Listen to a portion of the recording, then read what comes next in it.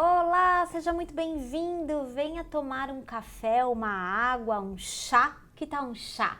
Hoje meu convidado ilustre para um bate-papo especial para você é o Daniel Forjaz. Olá, Olá! tudo bem, Fernanda? Tinha muita vontade de trazê-lo para conversar com você, porque a gente sabe que no mundo que vive doente, que tem como princípio básico cuidar da saúde, tomar remédio, a gente precisa unir forças com quem apresenta um caminho diferente e efetivo para que você consiga cuidar da sua saúde. Afinal de contas, como a gente sempre fala aqui, ter saúde é ter liberdade, não é mesmo? Queria primeiro que você apresentasse para quem está nos assistindo essa história de plantas medicinais. Parece um pouco meio bruxaria, alquimia. De onde vem esse seu interesse e como é que as pessoas podem saber mais sobre esse assunto? Plantas medicinais, eu acho que é o caminho mais básico para o tratamento da saúde. Durante milhares de anos, o homem cuidou da sua saúde com plantas medicinais. Se a gente parar para pensar, as nossas avós, até bisavós, quando tinha algum problema de saúde, o médico vinha até a casa das pessoas, e às vezes não era nem um médico propriamente dito, mas era alguém que entendia de saúde, vinha até a casa das pessoas e trazia uma maleta. Dentro dessa maleta, além de um estetoscópio para verificar os batimentos cardíacos e a respiração, ele trazia muitas plantas medicinais. E trazia tinturas, xaropes, óleos medicinais, trazia realmente aquelas receitas que a gente aprendeu com os nossos avós, com os nossos pais, que realmente funcionavam. Então era um tratamento com compressas, era um tratamento com inalações, um tratamento com chás. Uma terapia que nos direciona de volta para a natureza, para a nossa própria natureza. É muito interessante a gente pensar uma coisa assim, quando eu estou usando uma planta, por exemplo, eu tive um problema no estômago e decidi utilizar a espinheira santa. E é muito comum que as pessoas utilizem a espinheira santa para tratar o estômago. Quando eu busco essa planta e trago ela para o meu tratamento, eu estou alinhando o meu organismo com uma energia que vem da natureza, um potencial farmacológico, fitoterapêutico que veio da natureza, que tem similaridade com a minha própria essência, com a minha própria existência. Quando eu vou numa farmácia e compro omeprazol, eu estou comprando uma molécula química que foi criada artificialmente em laboratório e que não tem nenhuma similaridade ou afinidade com o meu organismo. E é por isso que nós vemos que os medicamentos químicos trazem tantos efeitos colaterais para as pessoas, porque não se alinham com os nossos padrões de existência. Então o meu organismo, ele tem um caminho sábio, traçado pela própria natureza, traçado pela nossa própria evolução, para se curar, para se tratar, para funcionar perfeitamente. Quando eu busco as receitas que me devolvem para a natureza para cuidar do meu corpo, eu estou me realinhando nesse processo. Quando eu entro numa farmácia e compro moléculas químicas criadas em laboratório por alguém que só quer lucrar quando eu estou doente, que são as indústrias farmacêuticas, eu estou indo na contramão desse processo. E a gente percebe que a gente começa a tomar um medicamento hoje para tratar o estômago, amanhã para tratar o fígado, e depois o rim, e a gente vai seguindo numa cascata de medicamentos e mais medicamentos, e quando a gente para observar, isso acontece, é muito frequente acontecer, Fernanda. A pessoa diz para mim, eu tenho constipação intestinal, o que eu faço? A primeira pergunta que eu faço para ela é, que medicamento químico você toma? Aí eu vou olhar a bula do medicamento químico dela, e tá lá, causa constipação intestinal. Eu digo para ela, não tem o que fazer se você não mudar a forma como você cuida do seu próprio organismo. E assim é com muita gente. Hoje, muitas pessoas que estão sofrendo de problemas como gastrite, enxaqueca, às vezes dermatites, às vezes até depressão. Existem medicamentos que causam surtos psicóticos. Então, às vezes a pessoa está lá tomando um tarja preta para controlar um problema, um padrão psicológico dela que está em desequilíbrio e a origem disso está no medicamento químico. Quando a gente vem olhando a linha do tempo, né, da medicina, essa medicina mais natural, mais original, ela vai até mais ou menos a Segunda Guerra Mundial. É quando surgiu a penicilina e tudo mais. A partir dali, passa a existir uma nova indústria no mundo, uma nova potência muito forte, que é a indústria farmacêutica. E aí, é muito engraçado perceber que quando essas cápsulas, esses comprimidos químicos, sintéticos, chegaram nas prateleiras para atender as pessoas não queriam. As pessoas tinham medo. A gente pode lembrar da revolta da vacina no Rio de Janeiro, por exemplo. As vacinas apareceram, as pessoas não queriam vacina de jeito nenhum. Então foi um processo de catequizar as pessoas e conscientizar as pessoas de que elas precisavam de vacina. Hoje você fala para uma pessoa, eu não tomo vacina. A pessoa fala, Deus me livre. E a mesma coisa aconteceu naquele momento. Quando chegou a indústria farmacêutica, ninguém queria aquilo lá. As pessoas lembravam de veneno quando olhavam para aquelas cápsulas. As pessoas tinham um pouco de razão. E elas tinham muita razão, na verdade. Mas aí o que aconteceu? Houve um investimento gigantesco de bilhões de dólares dentro da mídia, porque naquele momento também começa a se desenvolver a televisão e tudo mais, começa a ter um desenvolvimento incrível de uma mídia sobre os medicamentos.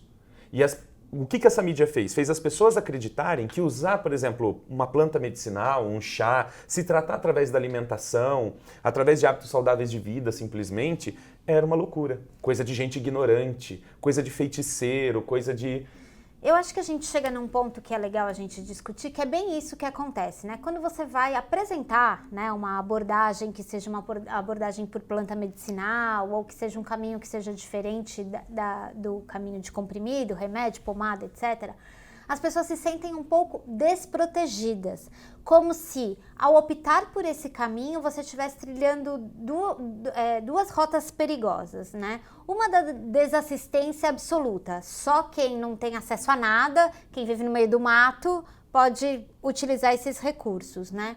E o outro que é um perigo também de você estar negando a evolução e a ciência, como se as plantas não fossem científicas. Como é que a gente tranquiliza as pessoas com relação a isso? Justamente, nós fomos, eu digo por mim mesmo, pela minha família. Eu, quando nasci, tinha bronquite asmática e eu tenho muito claro da minha memória a maneira como minha mãe lidava com isso.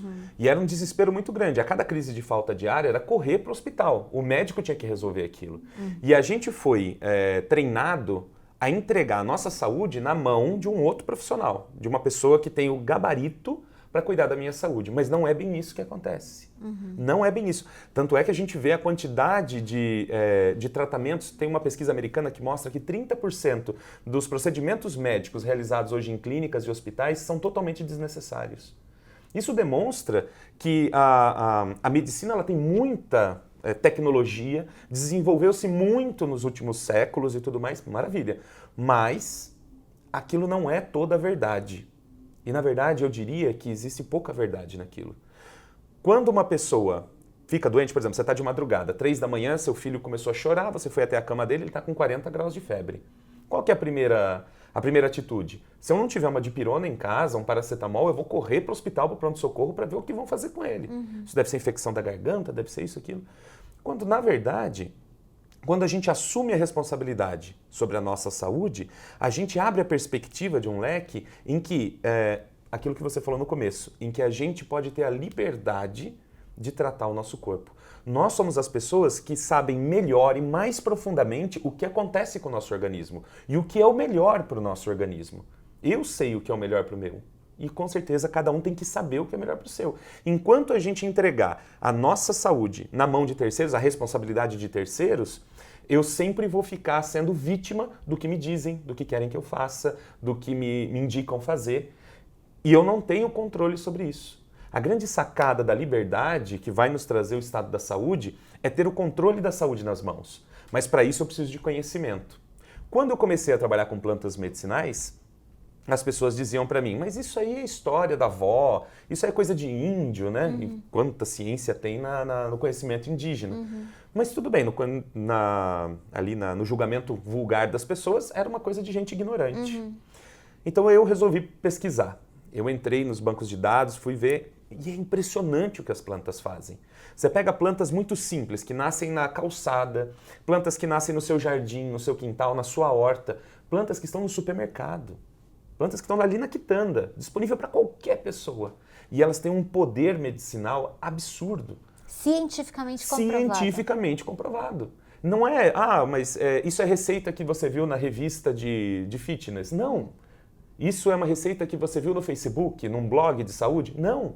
Eu estou falando que eu coletei essas informações em pesquisas científicas realizadas no mundo inteiro. Na Europa, na Ásia, na América, nos Estados Unidos, no Brasil, na África. Pesquisas que demonstram que realmente as plantas medicinais têm propriedades farmacológicas impressionantes e extremamente eficientes, com segurança. E isso é importante deixar claro para as pessoas. É seguro usar as plantas medicinais. Claro, existem plantas tóxicas, existem plantas perigosas. O meu papel, o meu objetivo dentro desse contexto das plantas medicinais é também orientar as pessoas o que você pode e o que você não pode fazer com as plantas medicinais. Mas eu sempre digo para as pessoas que acompanham o nosso projeto que se você agir com responsabilidade, com racionalidade, com consciência, se você tiver o conhecimento sobre as plantas medicinais da maneira correta, você vai fazer tratamentos excepcionais, com total segurança e com uma eficiência que é inacreditável. Plantas que têm a mesma eficiência analgésica que tramal. Plantas que têm uma ação protetora do estômago mais eficiente do que ranitidina, cimetidina, que omeprazol. Plantas que tratam tosse com mais eficiência do que, por exemplo, o fosfato de dihidrocodeína. E são medicamentos que estão aí no mercado. E se eu disser para você que essas plantas estão à sua disposição, estão mais perto de você do que você imagina, talvez você não acredite. Vou fazer uma pergunta que eu já meio que desconfio a resposta, mas é bom a gente fazer só para as pessoas começarem a ter talvez uma consciência de que por que elas não veem muito sobre Sim. isso, né? Não é possível patentear uma planta medicinal, no sentido de que não é possível você lucrar com uma planta, produzir em série e vender uma planta medicinal aos moldes de um remédio, é isso? Na verdade, a planta medicinal ela tem uma prerrogativa que é o conhecimento, domínio público. Uhum. Então, isso é uma coisa muito interessante com relação à indústria farmacêutica. Eu vou dar um exemplo. Onde eu moro no litoral de São Paulo, e lá nas restingas, na vegetação que fica na beira da praia, a gente encontra muito uma planta medicinal que é maravilhosa, que é a erva baleeira, a Cordia verbenácea. Essa planta, ela tem uma ação analgésica que já foi testada com relação a diclofenaco, analgésica não, anti-inflamatória, com relação a diclofenaco, paracetamol, com relação a dexametasona, nimesulida. Em todos os casos, o efeito dela ou foi igual ou foi melhor. Isso, logicamente, que abriu os olhos da indústria farmacêutica. Eles falaram assim, pera um pouquinho aí, tem um negócio aí que a gente quer. É um negócio muito barato, eu não preciso pagar bilhões de dólares para sintetizar uma molécula, já está pronta na natureza, eu vou só usar isso aí. Um laboratório foi lá, pegou essa planta, fez todo o desenvolvimento de um medicamento fitoterápico e hoje você tem no mercado medicamento de uso tópico para inflamações musculares e articulares com uma ação e uma eficiência tão grande que é impressionante, porque ele derruba muitos outros medicamentos que têm a mesma função. E ele foi feito do quê? De uma planta medicinal. A planta em si, o laboratório não pode patentear, dizer só eu vendo essa planta é minha, ninguém mais vende. Não, todo mundo pode usar as plantas livremente. Não existe patente para uma planta. Mas eles podem sintetizar, eles podem preparar medicamentos a partir dessas plantas. E aí eles lucram milhões. Esse medicamento em especial, feito de Cordia verbenácea, de erva baleeira, ele gera mais ou menos 40 milhões de reais por ano em receita, só esse medicamento. Então é um lucro muito grande para um investimento muito pequeno. Agora, uma coisa que as pessoas não percebem. Por que essa pressão tão grande da indústria farmacêutica? Se eu disser para você que você, por exemplo, tem um problema do fígado. Sim. Eu tenho um problema do fígado, eu tenho uma esteatose, ou eu tenho uma hepatite, ou eu tenho uma cirrose. Ok. Então eu vou dizer para você, ali no seu jardim nasce um pé de erva-botão. Essa planta pode regenerar o seu fígado. Essa planta pode desobstruir o seu fígado. Essa planta pode desinflamar o seu fígado com uma eficiência maior do que qualquer outro medicamento que você possa encontrar. Se você tem esse conhecimento, você não vai mais à farmácia. Se você não vai mais à farmácia, você não gera mais lucro para a indústria farmacêutica. Então, divulgar essas propriedades medicinais das plantas é contra-lucrativo para a indústria farmacêutica. Eu só gero lucro, cada um de nós aqui só gera lucro para essa indústria quando estamos doentes. E o papel dela é nos manter doentes. Nos manter consumidores, ou pelo menos amedrontados para que Sim. continuemos consumidores. Imagina que você que está assistindo, está com um bloco na mão, já escutou o Daniel falando aqui 1000 plantas e você, meu Deus, vai voltar. Calma que a gente vai organizar todo esse bate-papo para você, mas eu queria aproveitar e trazer aqui uma proposta para a gente debater, que é assim, ao mesmo tempo que há muita pressão para que todo esse conhecimento seja silenciado, não venha à tona, até porque não é interessante para que as pessoas sejam empoderadas desse conhecimento, está havendo uma necessidade de mudança, né? Porque, eu não sei você, mas eu não conheço ninguém que seja um usuário crônico de medicação que esteja satisfeito. Nossa, eu tomo há 20 anos o meu omeprazol, menina, tô muito feliz. Civastatina tem me ajudado, que é uma beleza. As pessoas não estão satisfeitas e a expectativa de vida também nos traz essa urgência de saber a qualidade que a gente vai viver, né?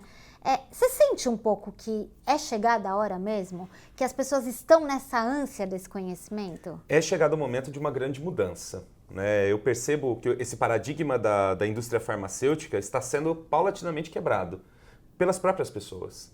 Quando você dá um antibiótico para o seu filho e ele tem um monte de efeitos colaterais por conta daquele antibiótico, você reflete, fala, cara, isso cura ou isso prejudica mais ainda a saúde do meu filho? Isso vai acontecendo cada vez mais. Então, há uma conscientização das pessoas. Como eu disse, né, quando alguém fala para mim, olha, eu tomo tal medicamento, tal, mas eu me sinto bem. Eu digo para ele, você se sente bem porque você não entende o que está acontecendo. Por exemplo, anemia. Você só percebe a anemia se você fizer um exame de sangue, fizer um hemograma. E a pessoa está tomando um medicamento que causa anemia dela, mas ela não está percebendo. Danos nos rins. Você só percebe quando já estragou o rim. Você não vai perceber, acho que está um pouquinho pior o meu, está filtrando menos hoje. Você não percebe isso. Você só vai perceber quando você estiver no nefrologista, fizer um exame e sua creatinina estiver extremamente alta. Aí você percebe que aquele medicamento realmente estragou o seu rim. O que acontece é que as pessoas não percebem esse processo de prejuízo do organismo através dos medicamentos químicos. O que te fez olhar para as plantas medicinais? O que acontece é o seguinte, quando eu fui pai muito cedo, fui um menino de 18 anos que já era pai. E a minha filha, ela nasceu com o mesmo problema que eu, ela tinha bronquite asmática. Eu, aos 12 anos, não tive mais bronquite asmática, mas a minha filha tinha e era muito difícil, porque eu não tinha conhecimento nenhum sobre nada. Com 18 anos, quem é que tem conhecimento sobre alguma coisa, né? Era eu, minha esposa e minha filha. E a gente vivia no pronto-socorro, de madrugada, falta de ar todos os dias no pronto-socorro, Berotec, Atrovente, Berotec, Atrovente, Berotec, Atrovente. Uma noite a gente chegou só para revalidar uma receita médica para fazer inalação. Já tinha vencido a receita. Aí o médico era um japonês, um senhorzinho oriental, uns mais de 60 anos, sentado no consultório do pronto-socorro. Aí ele olhou para a receita, olhou, e eu assim, vai logo, doutor, minha filha está com falta de ar. Aí ele falou assim, posso falar uma coisa? Eu falei, pode. Você quer salvar a vida da sua filha? Eu falei, eu quero, por isso que eu estou aqui. Ele falou, então procura ajuda em outro lugar, porque o que nós temos aqui pode matar a sua filha. Eu já vi crianças tendo parada cardiorrespiratória com a metade dessa dosagem que ela toma. Sabe o que é abrir um buraco no chão e você não saber mais o que fazer? Você tem uma filha com falta de ar e o médico acabou de dizer que o tratamento pode matar a sua filha com uma parada cardiorrespiratória. Dali eu saí, sabe, realmente sem saber o que fazer. Naquela mesma semana, e o universo é muito sábio, ele vai conectando as coisas, uma amiga minha me encontrou na rua e ela disse assim, por que você não trata sua filha com homeopatia? Eu falei, homeopatia, nem sei o que é isso. Ela falou, homeopatia, explicou mais ou menos o que era, a família dela tinha uma farmácia homeopática e ela me indicou um médico homeopata em São José dos Campos, que é uma cidade a 100 quilômetros de onde eu tô. Eu falei, não, eu vou lá, se esse homem pode resolver esse problema, eu vou lá. Quando chegamos lá, era uma conduta totalmente diferente. Foi 1h30 de anamnese, conversando, tentando entender a alimentação, relação da família, a casa, tudo, ele tentou entender tudo. No final ele deu um vidrinho assim, era muito engraçado porque parecia água, né? Ele falou, você bate na mão, pinga e dá para a criança. Eu falei, o senhor tá brincando. A minha filha toma antibiótico, anti-inflamatório, broncodilatador, antialérgico, você acha que é essa aguinha que vai curar a minha filha? E para mim eu não faria o tratamento, mas a minha esposa falou, não, peraí, a gente veio até aqui, a gente vai fazer. Em mais ou menos 90 dias, a minha filha nunca mais na vida teve uma crise de bronquite asmática. Eu falei, cara, existe alguma coisa que eu não conheço e que é muito poderosa nisso tudo. Só que naquele momento eu não tinha condições de estudar homeopatia. Aí eu me voltei para o que era da minha ancestralidade. Eu lembrava das garrafadas, as xaropadas que minha avó fazia, os chás, os xaropes que meu pai fazia quando eu tinha bronquite asmática. Eu comecei a lembrar das plantas. Nossa, minha avó usava flor de cambará, usava sabugueiro, usava folha de manga, flor de mamão macho. Eu acho que eu tenho que ir atrás disso. E aí foi começando a pesquisar aquilo em livros que eu comprava no sebo. E eu procurava informações e começava a ver que tinha alguma relação ali. E ali eu comecei a estudar as plantas medicinais. Quando foi em 2005, eu entrei para a faculdade de biologia. E dentro da faculdade eu tive contato com a produção científica. Eu entendi o que era um artigo científico, uma pesquisa, e percebi que as pessoas faziam pesquisa sobre as plantas. E ali eu comecei a me aprofundar naquilo. Eu queria entender as plantas agora a partir da ótica científica. Hoje, eu já li mais de 2.000 artigos científicos sobre plantas medicinais. Eu já escrevi, já fiz revisões sobre 200 plantas medicinais. Cada uma delas me impressiona mais, me apaixona mais, me desperta um desejo de transformar o mundo. E essa é a grande sacada. O que eu mais sinto dentro de mim é que através do conhecimento das plantas medicinais, eu posso transformar a saúde do mundo. Eu posso tocar as pessoas, porque os exemplos existem. Eu tenho dezenas e dezenas de exemplos de pessoas que se trataram das coisas mais escabrosas. Então, uma pessoa que evitou o transplante de fígado, outra evitou um transplante de pulmão, só utilizando plantas medicinais. Eu tenho uma aluna que emagreceu 50 quilos em 90 dias. Vocês querem mais? Eu quero. Por isso que, o que eu fiz já? Já combinei aqui, eu e o Daniel temos um pacto que foi firmado antes dessa entrevista começar, que ele vai voltar muito mais vezes até aqui a Jolivie, para que a gente consiga te ajudar e facilitar a sua jornada rumo a uma saúde de verdade, uma saúde com liberdade. Não temos esse combinado? Mesmo. É isso mesmo, com certeza. Então, se você, por acaso, está interessado nesse assunto, clica aqui no link da descrição desse vídeo, porque por lá, se você deixar o seu e-mail e tal, você vai fazer parte da nossa base especial de pessoas que recebem direto na sua caixa de entrada recomendações sobre saúde integrativa e saúde de verdade. E agora eu tenho aqui um pacto que o Daniel vai ajudar a gente e vai fazer esses conteúdos para você que se interessa por plantas medicinais, tá certo? Aproveita, se você ainda não se inscreveu no nosso canal, faça isso e deixa aqui no seu comentário qual é a área de interesse, porque o Daniel é um pesquisador nato. Vai ficar pesquisando pra gente apresentar pra você as melhores soluções. Com certeza, com o maior prazer. Vai voltar sempre? Sempre. Então a gente cobra porque a gente quer mais. Obrigada, tchau, até a próxima.